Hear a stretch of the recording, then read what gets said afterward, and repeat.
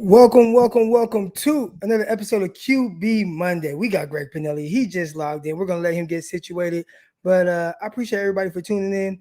Got a lot of things to go over pertaining to the 49ers quarterback position. And, of course, there's no better person to talk to. So, let's go. Intercepted. It is picked up by Aaron Crocker. Over midfield. He'll run it all the way into the end zone. Touchdown. Crocker and QB Podcast.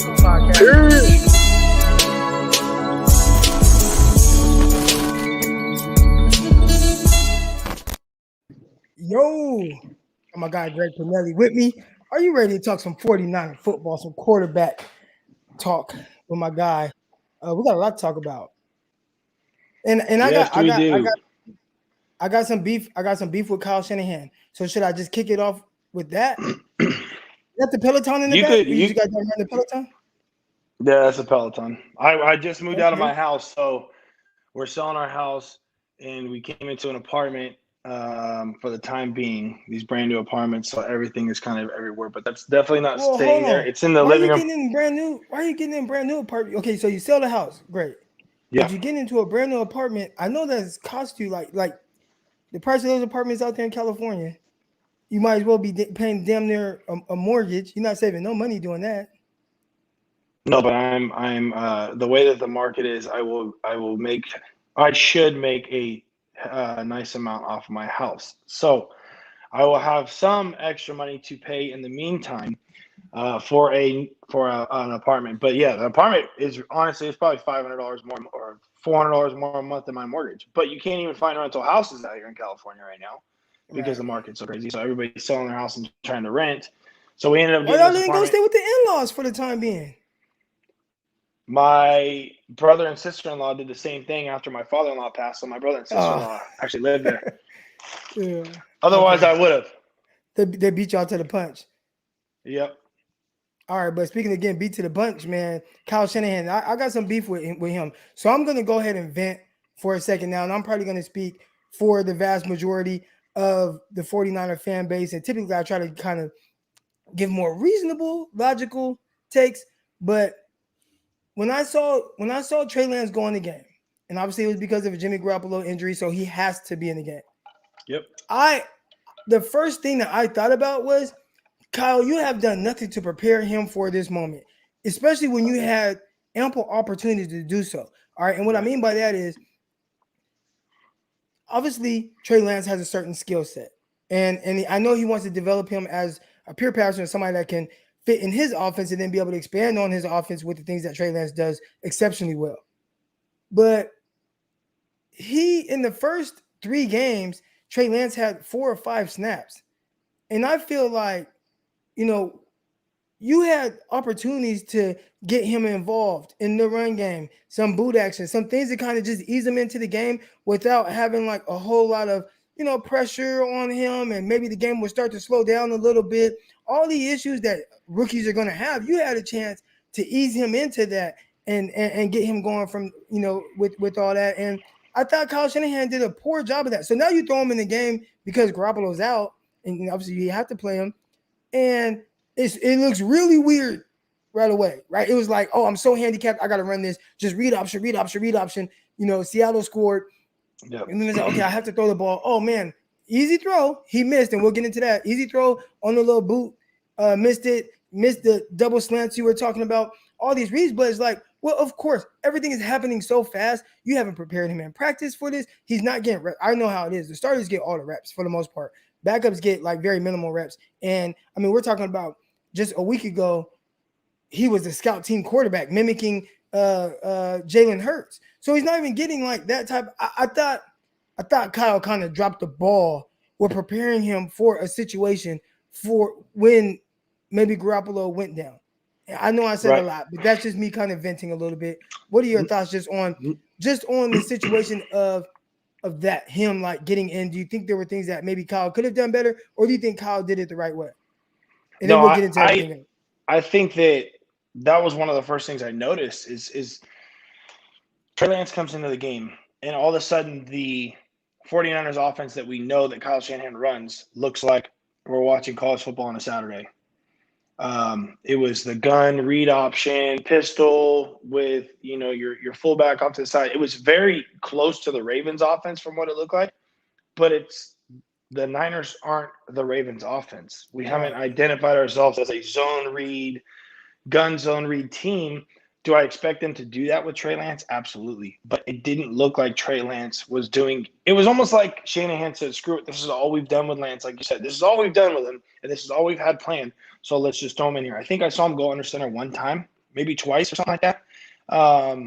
In the how many drives? 4 or 5 drives or something like that he had. So it didn't look right. Nothing was flowing. It was kind of like he just threw plays out there to Trey, and just Trey on some of those plays made things happen with his feet or got out of the pocket quickly, was feeling pressure, and just dumped the ball off, and ended up working out in the Niners' favor. But besides that, it didn't look like the offense had any identity in the second half yesterday. I think that's the best way to put it. There was no identity, and I think maybe that's the issue that I really think is an issue that Kyle put himself in, not having a true plan. Even when Trey Lance played in games, there really wasn't a plan for him to play. When he threw that first touchdown really of the season, but the first touchdown against the Lions, Kyle said, well, we didn't really have any expectations to play him, you just threw him in there. Like there was no plan to really prepare him for that moment or any other moment. Same thing in some of these other games where, I think even against the Packers where he came in and ran for a touchdown, like that wasn't planned. It was just a 4th down, and he's like, you know what? Let's do some quarterback power stuff because we could probably get him in there. It's like, why hasn't there been any real plan to develop a guy that has so much potential and so much ability? That's the part I'm having a hard time understanding. Like you said, there was no plan to, for what he wanted to do with Trey Lance, and I really feel like that was clear. Let's go back a little bit, and I kind of want to get your opinion on Jimmy Garoppolo and the offense, because to me, and I talked about this at halftime of the game, I thought it was like the best and worst offense I've ever seen in my life.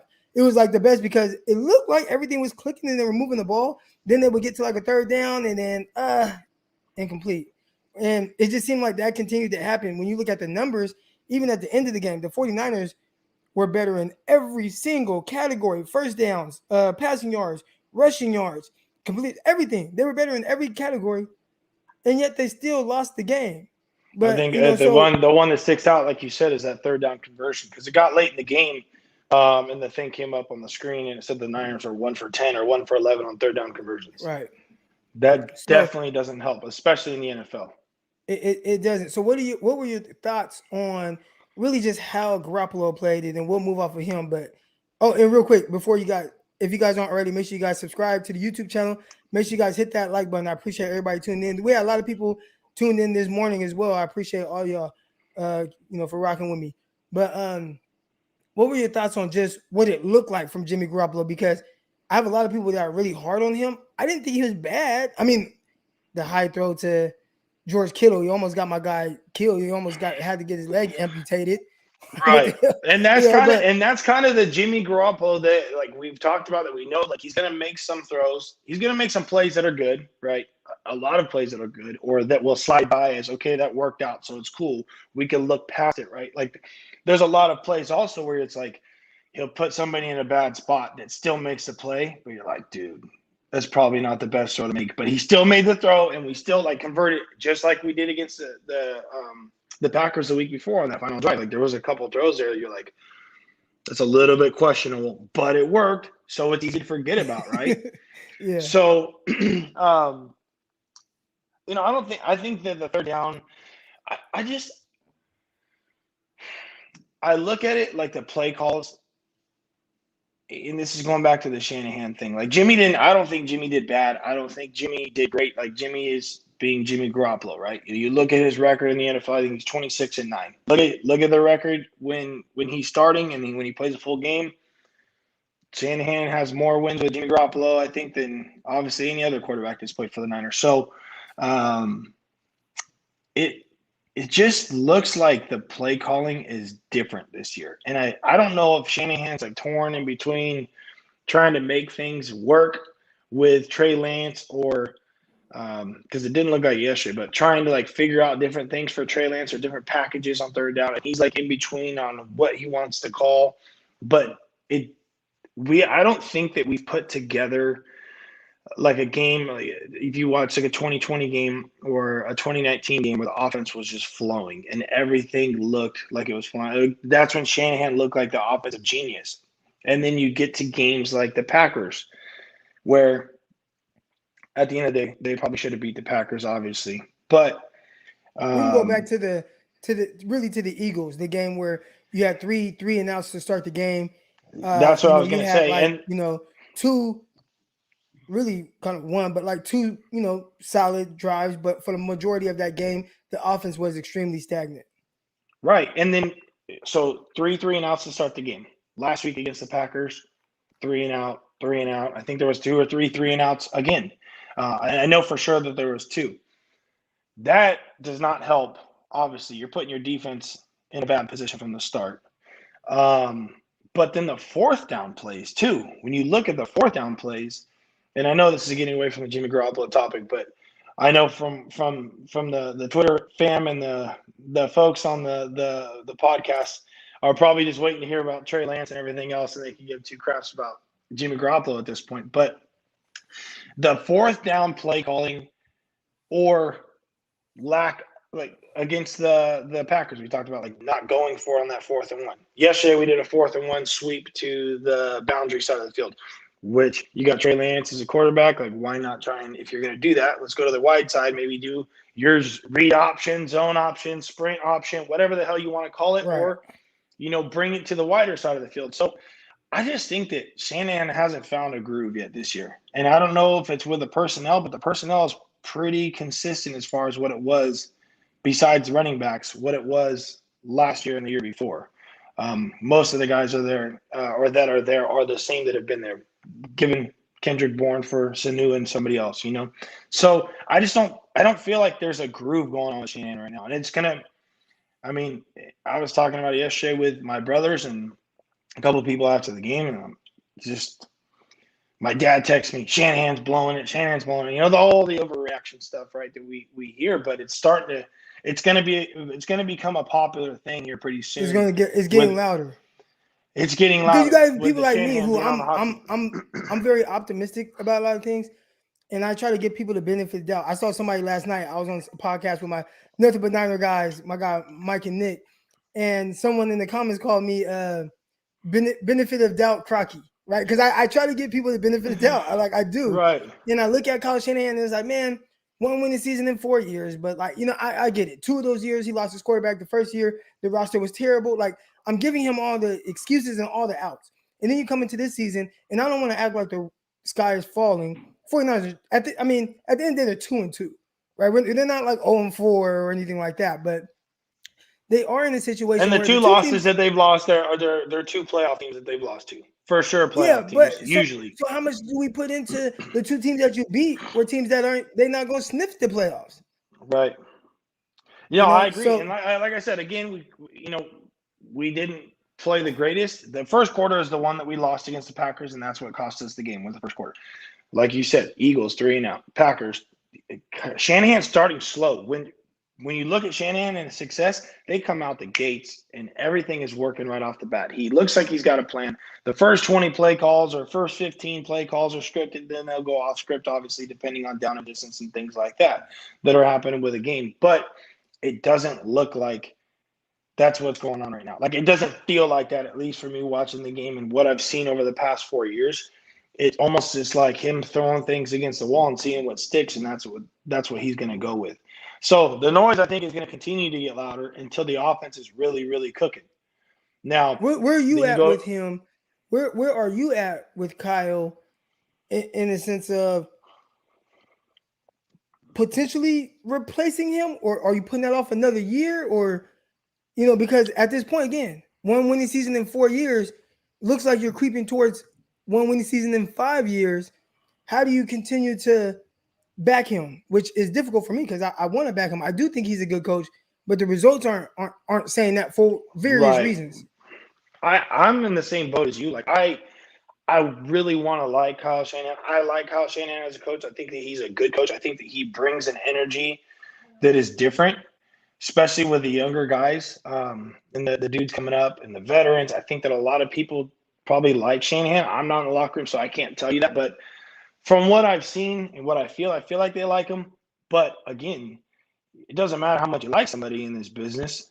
It's the results at the end of the day. And if the Niners aren't getting the wins that they should be getting, or if they're not, the offense isn't cooking like it should be cooking, eventually they're going to have to get to that point. Now, do you really, really want to start over, especially with Trey Lance coming in this year and then going into next year and then forcing Trey Lance to learn a new offense? Probably not. You don't, and we're about to get to Trey Lance. But I do think there's a scenario where a new coach with this team and kind of what is building on with some money that would be available will probably be the hottest job for sure. I would think so, for sure. No, you're right. I was thinking about that last night. Like, the overreaction part of me. But again, it's an overreaction now. 4 or 5 weeks from now, if they win 1 game, 2 games, say they go over the next 5 weeks, they go 2-3. That's not going to be an overreaction anymore, right? Like, who's going to be the next head coach of the 49ers? And I don't know if it's a thing where it's like sometimes I think of coaches like I think that some coaches would be better coordinators than they would be head coaches. I think it would be like that a lot of times.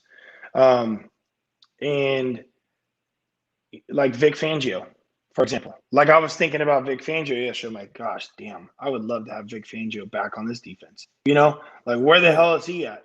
Or Saleh or somebody like that. But I feel like those guys have been better coordinators than they were coaches, but you can't judge them necessarily on coaching because of the team that they're giving. But then after a few years, they're like, okay, he was probably a better coordinator or whatever it may be. Kyle,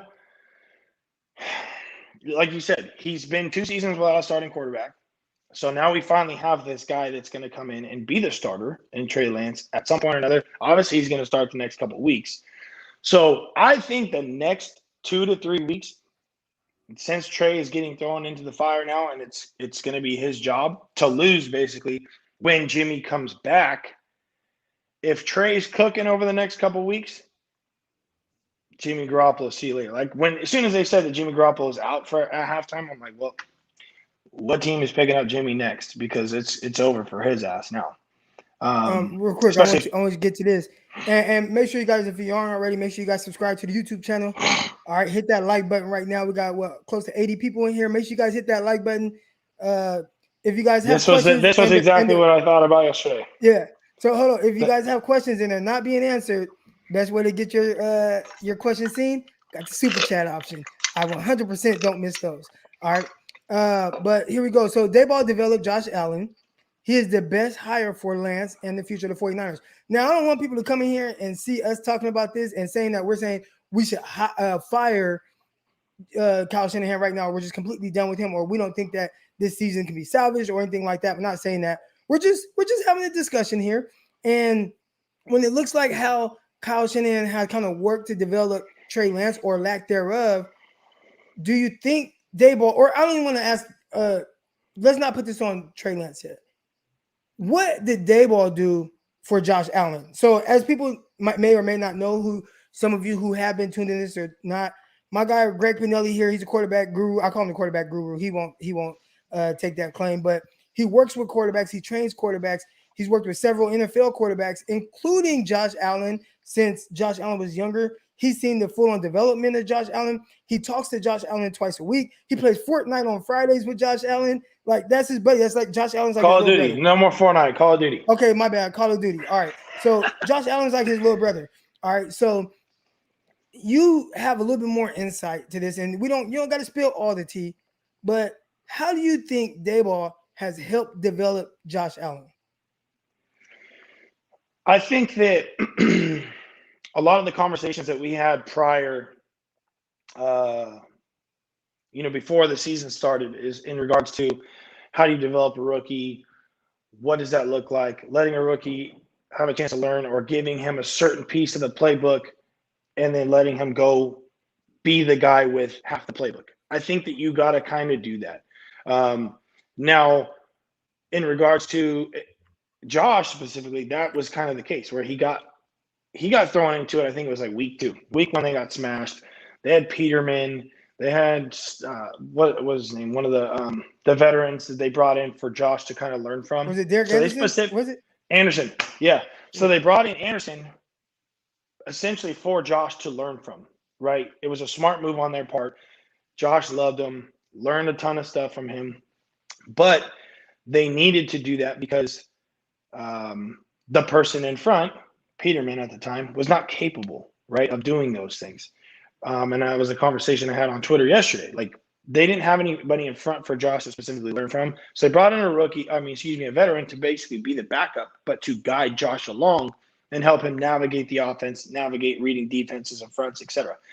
Going into year 2, they give him a little bit more of the playbook, build that confidence. Dable and Josh talk all the time. And we'd be golfing on a Tuesday in the off season, and Dable's calling Josh, "What do you think of this play?" Like, they have a really good relationship. And I think that goes a long ways too. But they've also built a really good team around him. They've given him the athletes. The one thing I will say is he doesn't have a run game. That's what I was going to say. That is the difference between the Niners. No, seriously, they don't. They don't have a run game, and I think that Josh has been able to, I guess, put a blanket over that, for lack of a better term, because he can do it a lot on his own, where he'll get out of the pocket and run and get those sneaky yards, which Trey Lance could probably do, and we'll see here in the future. Trey Lance has a great arm. Josh Allen, they're very similar. I'm not going to say he's Josh Allen yet because that's putting too much pressure on him from what we've seen from Josh. But, like, at the end of the day, Brian Dable, I think, has done a really good job with Josh. To say that he's going to be the next 49ers coach, I don't even know. But that's jumping too far ahead. I'm just asking, just from the standpoint of having a guy who has the and we still haven't gotten into Trey Lance yet in his performance. I know y'all want to hear that. I know that's why 90 of you guys are in here. Make sure you guys hit the like button and the subscribe button. But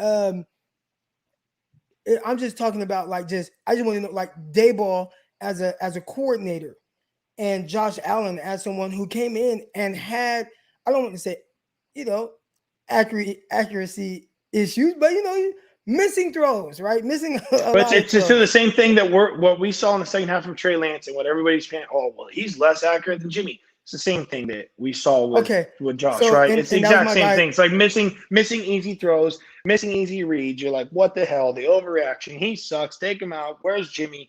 The whole overreaction thing, and everybody's head spinning because you have a rookie quarterback playing in his first game against the Seattle Seahawks, playing in his first game as the dude, right? Not as the package guy, but as the dude who has to operate this offense in the second half. There's a little bit of added pressure. There's a little bit of things, again, reps in practice. Yeah, like Trey Lance in practice this past week was probably in the quarterback meetings, looking over the Seattle defense, watching what they're doing while Jimmy's getting all the reps. It's hard to just do it on paper or do it on the whiteboard or watching film and then try and go out to the field and replicate those things without actually getting the live reps. So I wonder how many of those live reps he actually got. Probably not a ton. And then trying to go out there and actually make things happen in a game, it's tough. And like Mark Sanchez said it last week, right? This is the hardest thing. There's guys like Josh, and there's a couple others that are slipping my mind right now. But there's guys like Josh, Matt Ryan. Mark Sanchez said Matt Ryan, and who was the other? Basically ruined it for rookie quarterbacks in the NFL because they came in and they had successes right away. He said before those guys, no rookies were really starting in the NFL or really had successes. But those guys did it, and I'll find the video and I'll tweet it out later. But those guys had success. I was there a little bit after Sanchez showed up. This was after he had went to back-to-back AFC Championship games, and those teams were led by defense and run game. Basically, so exactly. When you look at a quarterback stepping in and being able to be successful, and even Dak Prescott, right? There was a lot taken off of the quarterback's hands with, it's like, no, you don't. All you got to do is hand the ball off, occasionally make a throw, occasionally make a play, and we have a defense that's super stout. So yeah, I get what you're saying in the sense of those guys having super early success. And then look at the Bills defense. years 2, 3, going into 4 now, like the Bills defense has been pretty solid, especially his second year in the NFL with Josh. So it alleviates some of those things.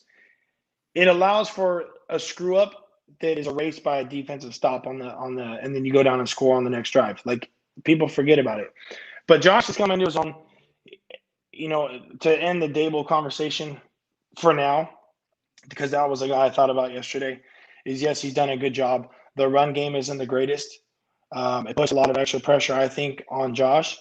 But once they find that run game, it's going to be – their offense is going to be hard to stop. Now, when you look at the Niners, like if you just said put Josh into the Niners offense in the Super Bowl year or last year with the run game that we had, who knows what the hell it would be like, because you have a quarterback that's capable to run around crazy, throw the ball and make these stupid throws that hardly anybody, with the exception of a handful of guys in the NFL can make, and then be a ground threat as well.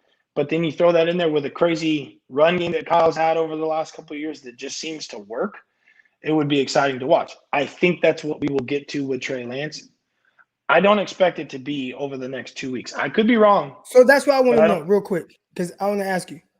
Or first, let's ask that question first. When you saw Trey Lance, or even moving forward, right? I think we should talk about the game first. So let's talk about the game. What were your initial thoughts of Trey Lance as he was coming in? Maybe some of your expectations for what he would look like against Seattle. We'll get into what you expect moving forward, but what you were expecting to see from him, what you saw, and your thoughts on it. I think that he looked kind of how I would expect a rookie quarterback to be, in my opinion. Like, look at Justin Fields last week. They were terrible. He was better yesterday. It's different. The game is completely different. Even Trey Lance's quarterback coach, Quincy Avery, said the rookie quarterback shouldn't be starting in the NFL. The rookie year. There's he said they shouldn't be starting in the NFL. You're throwing them into something that they're not ready for. It takes a while. Now, what dictates when they're ready and when they're not? I'm not a rookie quarterback, and I'm not a coach in the NFL, so I don't know. Obviously, at that point where you feel like, okay, this guy can operate, he's a leader, he understands, he gets the fronts, the defensive coverages, etc. Now he's ready to go. But when he came in yesterday, my first reaction was, okay, like, look at they're bringing in that inside zone run game stuff. He doesn't look like he's going to ever pull it. He's doing that, ride through fake, and he doesn't ever look like he's going to pull it. It's just inside zone out of the gun now. But that was the thing that got me. It was like, why are we still doing this out of the gun? It looks like a college offense where we don't know how to go under center. Like, it's almost like Kyle Shanahan abandoned everything that we do, and that, I think, is in preparation with during the week as far as what he's given Trey Lance in regards to the playbook, because it was inside zone out of the gun, inside zone. Okay, we're going to go gun pass. I don't think it was like that during preseason. I don't remember it just being all gun work and inside zone out of the gun. Like, Trey Lance was doing other things within the offense, and the offense was actually doing well. And that's what was exciting about Trey Lance. And people are like, well, shit, look, we got Trey Lance. He looks capable. That offense we saw in preseason was not the same offense we saw with Trey Lance yesterday, which tells me that either he didn't have faith in him or Kyle just shit the bed as far as play calling when Trey Lance was in the game, which I think is probably the right thing there. But again, that's just speculation. But I think that he looked pretty wound up. Obviously, there's times where there's pressure and he's able to bust out of there and he makes things happen with his legs, because the dude is actually quick. Like, I get the guys are fast. Like, Trey Lance is pretty twitchy and quick. He was twitched up. I wasn't expecting to see that either. Not to that extent. He was looking like twitchy. Like, he was busting out of there for a big dude, but it's busting out of there and letting it settle once you do get out and being able to make those throws. And he was like 150 miles an hour the whole game yesterday, which, again, I expect. You're wound up. You're a rookie quarterback. Like, you're trying to make things happen in the second half. You're down to the Seahawks at home. Shit's going to be a little bit crazy. I get it. But I don't think that Shanahan helped him out as far as the play calls go yesterday. And that's what kind of irritated me, because he could have alleviated some things. No, I get it. We were down 21. It was 21-7 at one point. Do you really want to establish the run game when you're down 21-7 with 2 minutes to go in the third quarter? Right. No, not really. But I think he could have done it coming out of halftime, like where he came out, we did the Packers thing, and it worked the first drive. We get stopped, right? Worked the first drive, and then that was it. It really didn't work from there on out. And there's a reason why that offense in the NFL – sorry, hold on. You're good. All right, we'll get Greg back in a second. Appreciate everybody that's in here. Make sure you guys subscribe. Make sure you guys like all that good stuff. Got 94 of you in here, my nearest and dearest friends.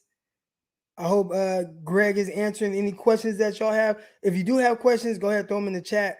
Sometimes I see it, sometimes I don't. The way to make sure I do see it, super chat. I'll for sure see it. He's giving his analysis on the 49ers quarterback situation. He'll be back in here in a second. All right, but until he gets in here, I'll fill some time. Any questions you guys have, make sure you guys throw them in here. Okay, he's back. All right, here we go. He's back. And bloop. Wait, bloop. There we go. All right. Sorry about that. Sorry. So I apologize. You were talking about the run game and everything and just the play calling in general. Yeah, so I don't think it helped. I think it put more added pressure on, but that's what I was going to say. As far as the college offenses, what did that look like in the second half? It looked like a college offense. The zone, gun zone, inside zone read, RPO game. And you see it almost probably 90% of teams on Saturdays in college football because it's so hard to defend the RPO game, right? Run pass option game. And we don't have a clip up, but where the basically I'm trying to demonstrate it, but it's like the quarterback will fake inside zone across, and he's reading either the defensive end or the number 2 defender outside, right? So it could be like a slant bubble combination, double slant combination, curl flat, but bubble with a go route on the outside, whatever it may be, right? It's made to put defenders in a bind. Defenders in the NFL are a lot smarter now and play their responsibilities better than college defenders. That's why it has not necessarily worked. Lamar Jackson, it worked, and it's working, but people have figured it out a little bit. But the Ravens' run game is the way that they block it, their zone scheme is sick, right? It works. They've been able to basically block, and it should be this way, but they're the way that they block their run scheme when they do that gun, zone, pistol with a fullback, and they'll put an extra tight end in there, like their blocking scheme is pretty sweet. And I've seen it because I did a FaceTime call with their quarterback coach from last year, Coach Weiss, who's at Michigan now. And he showed me all their blocking schemes on how they do that stuff.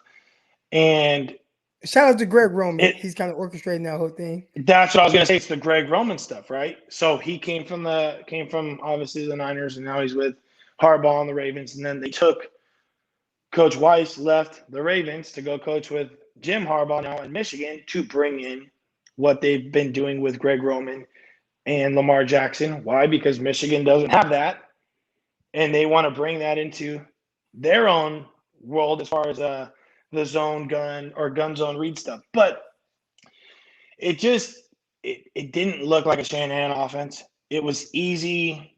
After the first drive, it didn't really work, right? And then you're putting your quarterback in a bind. When things aren't working, you're putting your quarterback in a bind. It looked like he had about 15 plays for Trey Lance, and that was it. Yeah. And that's the problem. In the preseason, it didn't look like that. So when you're putting a bind on the quarterback, you're behind. But again, when things went well, Trey Lance busts out of the pocket like, this is what we're missing. He can extend the plays. He's quick. He's not scared of contact. He shoots up the middle, and shit, he's getting 5-6 yards like that, right? I think the throws, I know everybody wants to get into why is he throwing like this? Why is he throwing like that? I want to ask you. So his first throw, he rolled out right, easy pass there in the flats. He missed it badly. Threw it at Juszczyk or Dwelly, whoever it was, threw it at his feet. How did something like that happen? I'm just trying to rush the throw. Rush it, release it late, like trying to be too quick with it, wound up again. Like in practice, Trey Lance hits that 100 times out of 100, right? But you can't replicate the game speed. That's the thing. Like Trey Lance is throwing that chip flat, boot flat, whatever the hell you want to call it. I have to go back and look at the film, but it was basically just a flat route, right? It's an easy 10, 15-yard throw to the flat, let the tight end catch it and run up the field. 100 times out of 100. Crocky, I have faith that you could boot out and make that throw, okay? He was not about the kick, just the throw. But he was wound up. He was wound up yesterday and missed it. He tried to rush the throw, and that's what happens. Like, there's no other scientific, explanation without me just, like, breaking down every little mechanical thing. Like, he just blatantly missed the throw. I know that's one he wants back. It was an easy throw, and just shit happens sometimes. It's pretty much the only explanation for that. He released it late, threw it into the ground. It was a shitty throw. Then he made that throw where Debo was wide ass open. Again, I feel like Crocky could have made that throw yesterday too. I don't know if he would have got it that far, but Crocky could have made that throw yesterday. I got a big arm. Bigger than Jimmy's? It's up there. Dude, you're really trying to play me with my arm. I'm going out there today. I'm gonna send you a video of me throwing 60 yards on the line. Okay, maybe not 60 on the line, but it's gonna be downfield and on the line. It's gonna be a good pass. I can throw better than I can kick. I'm gonna show you. I'm gonna show you. Please in this. What? But anyways, back to Trey Lance. I'm going to show you, but back to Trey Lance. Back to Trey. In all things. Hold on, Greg. You're kind of breaking up. I think it's your mic or something. Hold on here. I got people at my house. Are we good now? People at my house, they're cleaning the carpets and damn doorbell sensors going off on my phone here telling me that there's somebody at the house. So it's probably tripping it out. So, anyways, it just the offense in the second half it looked like a shit show. If I'm being real, it just did not look good. Right, and now you said you didn't have high expectations. You expected him to look like a rookie. You said he looked like a rookie, like the other rookies have looked at rookies. They've all had their moments. Exactly, 1,000%. Right. What are your expectations for Trey Lance moving forward? If he is indeed going to hold down the starting quarterback job moving forward for the rest of the season, what does that look like? What are your expectations from now till week 18, which is the end of the season? Is there a win total number? Is that what you are looking for? Is it just the eye test? Is it, is he ready for year 2? And do we have confidence that he's the guy? What exactly are you looking to see out of Trey Lance for the rest of the season? I think just looking confident in all reality. Slowing the game will slow down for him, which is going to help. Like, you watch all rookie quarterbacks for the most part, happy feet, making bad decisions, throwing crappy balls. Like, there was a few of them yesterday. He missed high. Thankfully, he missed high because the flat defender would have taken it 6 the other way. It happened twice. And people are like, oh, the mechanics. Well, it's like, it's a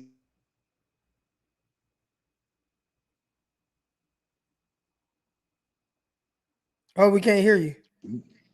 Oh, we got you now. You can hear me now? Okay. Yeah, I got you. I think that with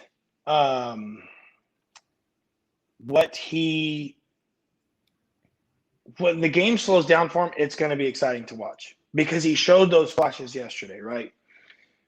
The abilities to extend plays, it's going to continue. I think that Shanahan should build, obviously, more package stuff around him with the run game stuff, but give him the offense that we're used to seeing. Let him function in the offense that everybody else is functioning because he can do both, right? He has a big arm. He's played under center in college. Why not let him run the offense that Jimmy's run, what the offense has been cooking on the last couple of years when they are cooking, instead of just throwing something completely different out there and expecting Trey Lance to change it.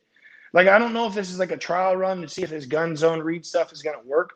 I personally don't like it in the NFL. I think that it does work when it's once every couple drives, but every damn play, it seemed like I said, Trey Lance, I think, was under center twice yesterday. How many times do you see Jimmy Garoppolo under center? Or at least gun, not zone read. You know what I'm saying? So give him something to work off of that the offense has been running on. Give him that preseason offense we saw him run. Put him under center. Let him do his play action stuff that Jimmy gets to do out of play action, throw the basic route across the middle. Play action, throw the curl routes. Let him get rolling instead of just throwing him in and okay, you're going to do the zone read over and over again until it works. And if it doesn't, shit, it's 3rd and 8. We're just going to go shotgun and have you throw the ball. Let's give him a chance from the 1st and 2nd down. Put him under center. Let him throw the ball 1st and 2nd down. Like, he put him in a bind yesterday because it was inside zone. Oh, shit, 3rd and 7. Here we go. Let's go gun and try and throw the ball. It's like a high school offense almost. And it was not cooking yesterday. Trey Lance made it look like it was on some drives because Trey Lance busted his ass out of there and ended up getting a 1st down. But overall, I would hope that if he gets the opportunity, or I hope that he does get the opportunity to kind of run that offense that Jimmy's been running, the quick West Coast offense, quick game stuff, make it easier reads, flat defender reads, and let him get the ball rolling. That's going to build his confidence. But putting him in a bind on 3rd and 7 in the gun, drive after drive, is not. I don't think that's going to be good for his development because you're putting more outer pressure on him than there should be. Do you think that the misses, right, the bad misses, do you think those will continue throughout the season? Are you expecting that? There's going to be shitty throws. There's no doubt about it. There was like that with Josh. It's like that with most rookie guys. Like, you're wound up. You're trying to fit balls into places that you shouldn't. There was a couple throws yesterday, like we talked about. I don't even know. I forget the down and distance. We had double slants on the wide side of the field. Seahawks looked like they were going to bring pressure, right? And this is where it goes to like that read recognition thing with rookie quarterbacks. To the wide side of the field, there was 2 receivers. Okay, there's a deep safety. There's nobody over number 2, not one person, right? So that tells you right away what? Somebody's probably coming. Not man, but somebody's coming and they're going to drop somebody into that window. That's what I would think. They're going to have to, because if he snaps it now and there's nobody there, pitch and catch. He could have just thrown the ball now, right? But somebody's going to have to replace. Well, they showed blitz from everybody. And they showed basically like a one look, but there was nobody over at all. Not even the safety. Safety's still playing middle. There was nobody over number 2. Well, the problem lies, it's like that read and recognition stuff. He saw nobody over number 2, and he got fooled by it. He tried to go to number 2, but what happens as soon as they snap the ball, they all dropped off. They all dropped off into that window, and if he took his eyes to the other side, there was a flat defender read where we had a slant into the window. They did a slant flat and then basically like a pop from the middle. Or from the tight end. And that window was wide open. Where that comes with experience is what I'm getting at. It doesn't matter the defense, but it comes with experience and seeing those things time after time, game after game. Where, yes, he got fooled. They'll go back and look at that play specifically. He got fooled. Big deal. It's going to happen because it's the NFL. And that is the conversation that comes every week is these guys aren't ready. Why? Well, that coverage he missed, right? And if you miss those week after week, that's where he sucks, he's not good. It's just a lack of experience and seeing that in the game. That's all it is. He still he tried to make the throw. Jamal Adams, luckily it was high. Jamal Adams would have taken it 6 the other way if he threw it perfect. But he threw it high. And that's one of those ones where you drop back and you see the flat defender like right at the last second. You just let it go high. And you're hoping that either the receiver jumps and makes some spec catch or just goes sailing and you're going to punt the ball because you jacked it up, right? So I think that it's just with time. Like it's with anything. It's time is going to make it better. Go back and look at most rookie quarterbacks in the NFL. Like very few of them have actually come in and had this crazy success right off the bat, right? Like Pat Mahomes. Everybody's like Pat Mahomes. Pat Mahomes didn't start. Right. Pat Mahomes got to sit, and look what happened with him. Josh came in and he had to go through these struggles. The first couple of years, he was like 50-something% passing, right? 52. He made 52 the first year, 58 second year. There you go. So it's like, okay, so he's completing half the passes, and some of the ones he completed, you're like, holy shit. Like, that is impressive. And then there's other ones you're like, this is why. This is the accuracy issues. This is that. It's a confidence issue. Then they start coming to their own, and you see, 58%. And then it goes to 70%. Just give him some time. But I have a feeling, Trey Lance, from what I've seen, like I look at his eyes, like he looks confident. I like that about him. If he was just missing these throws and they were shitty throws and he didn't have any velocity behind it, this and that, the other thing, like I'd be like, okay, we got something to worry about. But Trey Lance looks confident. He even said And I that. like that about They him. asked him about that. They said, "Did your confidence kind of grow as the game went on?" He was like, "I was just as confident when I came in at halftime as I was at the end of the game." Like, he's like, I think he's a gamer. I'm excited to see him. I really am excited because I think that he brings a whole new dynamic, obviously, to the offense. But you got to give him a chance. And I'll put this one on Shanahan. I think Shanahan will take this one. Like, I don't think Shanahan gave him a chance yesterday. He put him in some bad spots as a rookie quarterback, even a veteran quarterback. Do you really want your vet quarterbacks to have 3rd and 8 over and over again, or 3rd and long over and over again? No, not really. So I would expect over the next couple of weeks that he'll get in more. Obviously, I guarantee he's at the office today looking at the offense, and he's going over a whole plethora of things with Shanahan this week. So that over the next couple of weeks that he'll be ready to rock and roll. But they got to give him a chance with the offense that Jimmy's had. one thing that I really like, to see is, again, just kind of how he responded to the ups and downs. I expected him to look good. And maybe, what do you think about this? Before he had that touchdown drive, I was like, I'm expecting Trey Lance to do well here. And what I was considering is, hey, maybe the defense would be a little bit softer. He's going faster. As he's going faster, they're doing some no huddle stuff. The defense is going to have to be, a little more simple from that standpoint. What do you think about the 49ers maybe coming out and trying to do some tempo stuff? Because I think with the tempo, that kind of gives him a chance to just go fast and not have to think. So far with Trey Lance, when I've seen him look the best, it's been a lot of times where at the end of halves and things like that, where he's able to put together these scoring drives because he's not really thinking. He's just playing. And it's like, all right, you're just going to go out there. You're going to play fast. You're going to play. You're going to make throws. You're going to be an athlete. You're going to, run for first downs. Just go out, do all those things. Don't even think about it. Just, okay, here's the play call. This is what you're reading. You can take off. You can use your legs. You can make the throws. But also the defense has to be way more simplistic. Right. What do you think about maybe them trying to incorporate a little bit more tempo so teams don't have the option of taking their time, setting up their defense, disguising things. Oh, showing, okay, we're going to overload from this side, but then we're going to drop into this. When you go tempo, you kind of have to line up in it, and you got to show everything right now. Do you think something like that would help Trey Lance? I think in a drive or certain drives, it would help. Like coming out after halftime, going tempo right off the bat and let him go. Like I think that would help, right? Or at certain points in certain quarters, I think that would help. But when you're developing the rookie, like I don't think that it would be smart to do that all the time because you're taking away the learning curves of it because there's going to be learning curves. Not something that they should do all the time, but I mean just in a sense. But in a package situation, helping like him a kind of get in the situational rhythm thing. a little bit. Yeah. Yeah, I think it would. Like yesterday, I think it would have been good for them to come out and do that at some point or another, right after the Seahawks score. Like, let's go tempo, right? Yeah. Well, I guess we didn't have a chance to because we fumbled the ball on the 10-yard line or 15-yard line and gave it right back to them. So, but it's hard to, it's like those, and that's not Shanahan's fault. And then Sermon the next play or the next, I think he's on the kick returns, right? So the next one, it kicks to the goal line, the ball bounces back, and like he was put in shitty spots overall, like from the get-go. Like you're down at home to the Seahawks. It wasn't ideal, in all reality. So getting a fresh start, fresh game, like after next week, well, I think we'll have a better understanding and a better look and a better talk about Trey Lance. But he's trying to force. He tried to force some balls yesterday, which is exactly what he did in the preseason games, and we talked about. And that's going to happen as a rookie quarterback because you get fooled on offense, and you might miss a couple things, and miss a couple reads, or things that you should have had on one side of the field, and he was looking on the other side of the field.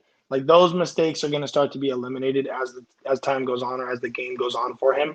But I think after next week's game, we'll be able to have a full or a better scope on where he needs to improve, where he's at, and what he needs to improve on, because I think the offense will be set up hopefully a little bit different. If they come out and go zone read next week in the game, like I might just throw something to the TV.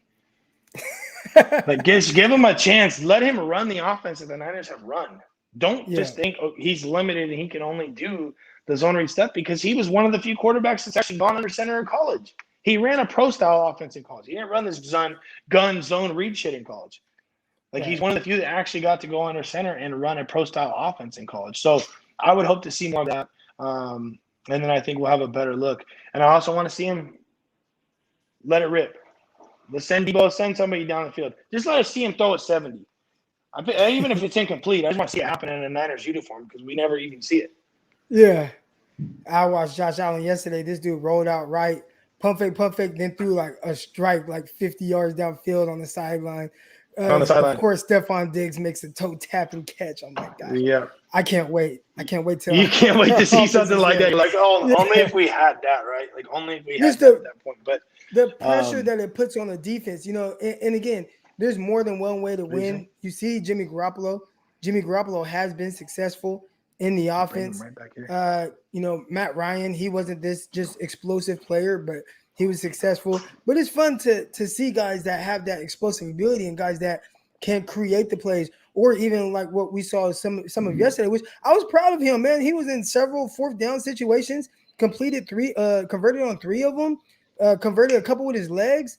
That stuff was really good to see for him to kind of be composed in the pocket. He had his eyes upfield. I see him dipping his shoulder. Okay, eyes upfield still. Oh, let me get out of here. Okay, let me just take off. And even if he's missing, he might miss a guy that's wide open. But just understanding, like, it was good to see him thinking the right thing, even if he wasn't able to convert. There was one pass where he rolled out right and he threw the ball. He was throwing it to Mohamed Sanu on an over route, and it got batted down by the DB Blair. But just that he didn't just take off and run. Like, his eyes were there, and he's still looking downfield, and he's looking to make throws. Obviously, it's an incompletion. Obviously, yes, the ball got batted down. That's not always going to be the case for him moving forward. But it was good to see that, you know what? I think his mind is right. Obviously, the execution is poor. The execution is not there. Right. But I'm hoping that by week 18, some of those things, and again, probably won't look perfect, but he's starting to convert on those things, and I think we're more excited about where he's at moving into year 2. That's just kind of what I'm looking forward to. Yeah, no, I think we'll see it, and he's a gamer. You could tell yesterday he's a gamer. The dude's going to put his body on the line, which is good and bad as a starting quarterback in the NFL, but he's going to put himself out there and bust his ass to make things happen. And that was exciting to see versus like taking a sack or trying to take a sack. Now, there's going to be times where you'll feel that ghost pressure, right? Like where you're dropping back, and it's going to happen as a rookie where you start to feel it, but it's not there, right? And a couple times yesterday. When he starts to feel it, we know what that ball starts coming out hot. Yeah, it's hot. Like almost the point where you're like, oh, it's going to go through somebody's face here pretty soon. But he starts to feel that ghost pressure, and he'll get out of there. That will settle down. Like the game will slow down for him. Right, like it's not going to be this Justin Fields thing where he came out and said, "Oh, it wasn't much faster than or wasn't as fast as I thought it was." And then he looked like an ass the first start of the NFL, you know. So, like Trey Lance, I think that he's almost like this quiet, like just. I feel like Trey Lance is going to be like this silent assassin at some point. In all reality, like if you give him the weapons, it's going to be stupid. Like it's going to be silly to watch the offense, but they got to have somebody. Whether that's Shanahan right now, next year, 5 years from now, I don't know. But somebody that is going to give him an offense that is – we talked about it. Give him a big receiver too. I want to see a big receiver. I'm not saying Sanu isn't, but he's in the later parts of his career. I'm talking give him a Metcalf, right?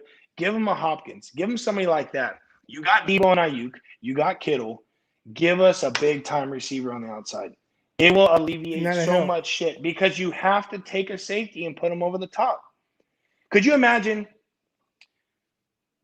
really imagine George Kittle on the Arizona Cardinals with Hopkins on the outside? How do you play the inside? Right. They drafted a linebacker that runs a 4-3 to cover George Kittle, right? That's one team. You know what I'm saying? Like, look at the Packers. What they did with Aaron Rodgers doesn't even give a shit if the safety's over the top because he's still going to find a way to get on the ball. Clearly, at the end of the game, look at there's a safety shaded over the top. He don't give a shit. I'll throw it to him 4 times in a row. Till you figure out a way to stop it, I will freaking go to him every time, right? You get a big-time receiver on the outside, I think it's going to help. And that's just jumping way too far ahead. Whether they make a trade for one or not, I don't think the 5'10", 5'11", or 6 foot receivers are going to be what needs to take us further and further. Now, the Chiefs haven't been able to do it, but with Tyreek Hill, but they also have Kelsey across the middle, which Kelsey is a tight end, but Kelsey is a badass tight end, glorified receiver. He's not the George Kittle that's going to be on the line and block, you know. And Dwelly's proven that he can do that, but Kittle's game is being on the line of scrimmage and blocking dudes, chip flats, get up the field, things like that. Like, that's his game. Is he a good route runner? Absolutely. But I wouldn't want to see George Kittle just be out there at number 2 without his hand in the ground running routes, because I don't think that's his game. But hold on real quick. And I'm jumping out of the quarter. Oh, well, first let me acknowledge the super chat. George, I appreciate the super chat. Thank you for, tuning in. Really, everybody that's in here right now, thank you for tuning in. Thank you all for the contributions and everything. I enjoy talking with Greg on Mondays about this. If we weren't talking on here, we'd probably be having this conversation over the phone on, me trying to figure out what it is I'm seeing. And obviously I always have my perspective on things. And, Greg, he kind of puts things into better perspective for even me. So, George, I appreciate the contribution. Thank you. Now we have Tavares here. Tavares, and I think you said this earlier, right? You're talking about Debo being undersized and the team needs OBJ, but Debo is Hold on here. OBJ. I was going to say, there you go. That's the difference. Like, Debo, and I'll let you touch on that, Croc, but Debo, OBJ, I'm not hating on OBJ.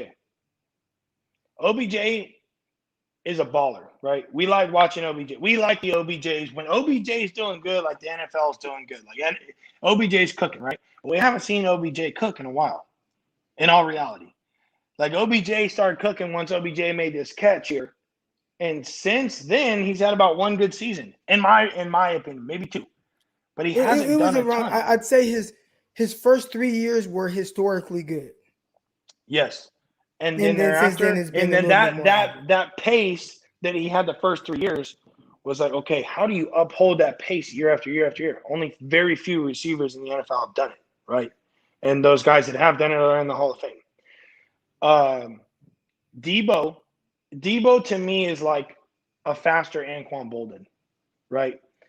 But I think that, he's your guy you're going to go to on third, and when you got pressure, you're going to find Debo because he's a strong-handed dude that can you look at the touchdown, lowers his shoulder and bulldozes people to get into the end zone. Like, the dude's a fighter. We want Debo.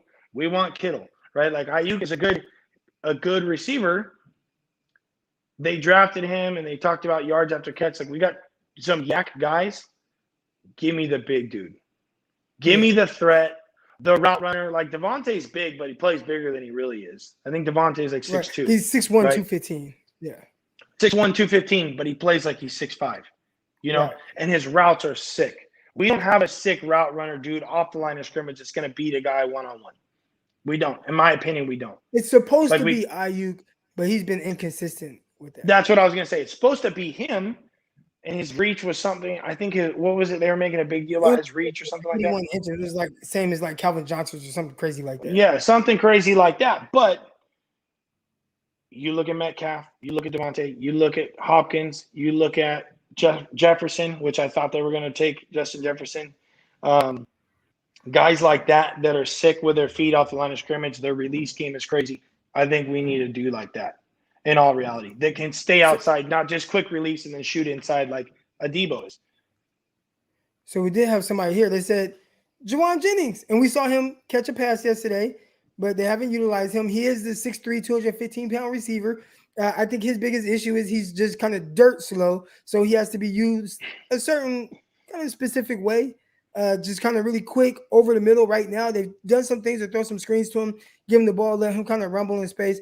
But I think the one thing Juwan Jennings, he'll always kind of fight with this, is he's a 4.7 guy, and he kind of plays at that speed, doesn't really play faster than that. So to utilize him as a true outside guy, I don't think he's going to be a guy that you could just say, we're going to use you in all these different areas of the field.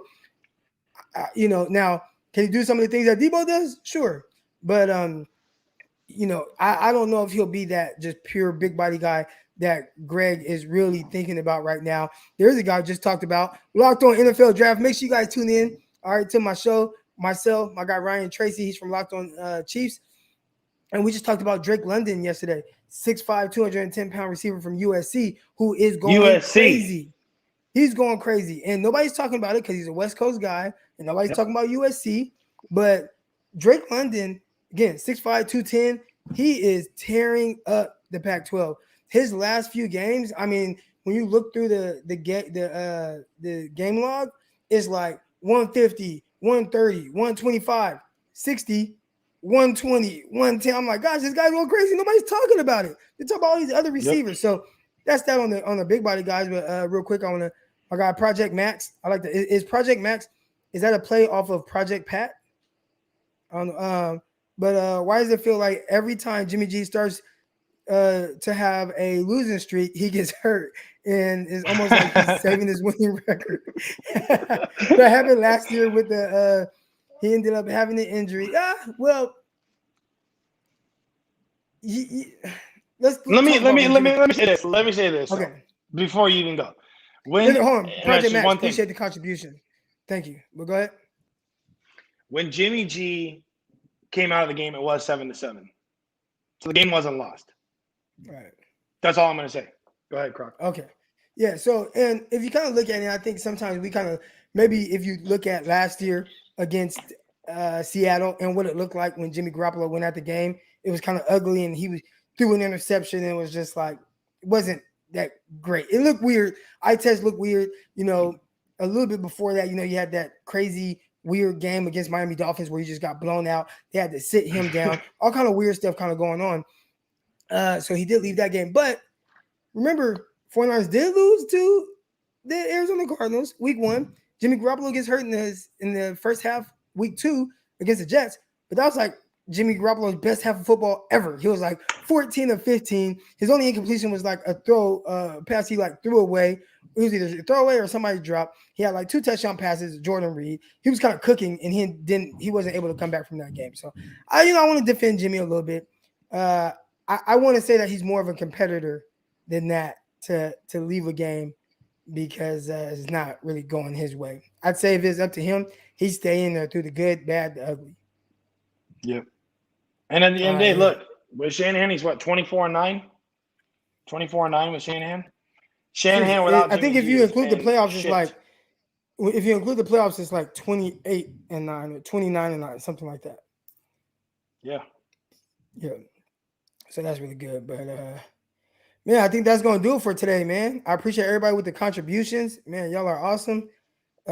Greg, I appreciate you coming on as always. Do you have any last words or any words of encouragement?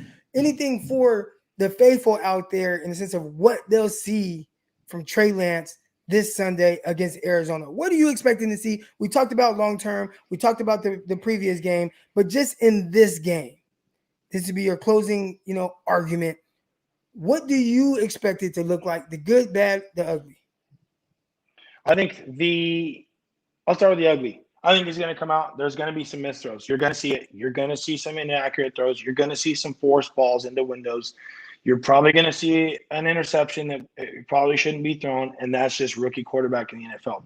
I think what you are going to see is, what I hope to see is, Trey Lance operating an offense that is set up for not just Trey Lance, but set up that Jimmy would have been running. That's going to put Trey Lance in better positions in the second and third down pictures there. And I think that will help the third down conversions. When we go 1-11 on third downs, it's not going to help. Or 1-12 on third downs, or 2-12, whatever it was to finish the game. I have to look again because the time I saw it was like 1-11.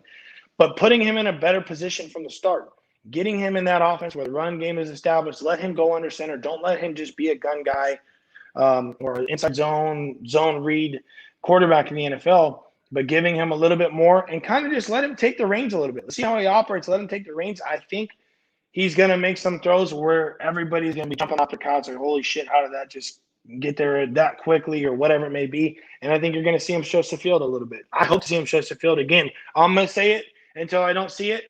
Or until we do see it, is I hope he goes play action under center, big post over the top, let that thing rip like 60 yards. Air that hole out. There you go. Hashtag it, put it on a shirt, whatever you want to do. But I think we're going to see that at some point in this game, and it's going to be exciting to watch.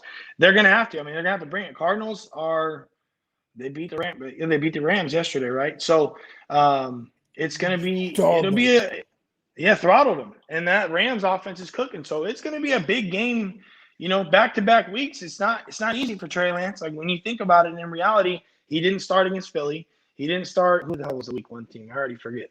Who did we play week 1? Detroit. So he's going into the fire in the NFC. The top 2 teams, top 3 teams, whatever in the NFC, which we know the NFC West is the most competitive division overall in football. So he's getting thrown into it right off the bat. I think, you know what? And there were a lot of people that saw the schedule and said, you know what? And I know we were supposed to be closing this out, but there were a lot of people that saw the opening schedule and was like, if there's a time where you want to get Trey Lance's feet wet, it should be weeks 1 and 2. And 49ers didn't do that. And obviously, it's like, well, now you get thrown in the fire against Pete Carroll, who has had the 49ers number. Doesn't go exactly well. And now you got to play against hot-ass Arizona Cardinals on the road. Who's always had the freaking Niners number for some reason, whether we're a Super Bowl team or not. The Arizona Cardinals always find a way to win against the 49ers. So, yeah, you're playing on the road against a team that is cooking right now. So, I think the offense is going to be given to him. It's going to be a big opportunity for him. I think that we're going to see a lot of exciting things, but expect to see some stupid stuff happen as well, just because that's rookie quarterback play in the NFL. All right, man. And we hope to see you guys here next Monday. My guy, Greg, I appreciate you coming on. Make sure if you guys haven't already, subscribe to the YouTube channel. Hit that like button right now. If you haven't already, there's 120 of you in here watching. I should have over 120 likes on this video. I appreciate y'all. This will be in podcast form as well. Shortly after this, I'll upload it to all the little streaming sites. So if you caught this late, I'll make sure it's in there. Make sure you guys listen to Locked On 49ers, Locked On NFL Draft. Until next time, next Monday, I'll see y'all. Peace. Intercepted. It is picked off by Eric Crocker over midfield. He'll run it all the way into the end zone. Touchdown. Crocker and QB Coach. Peace.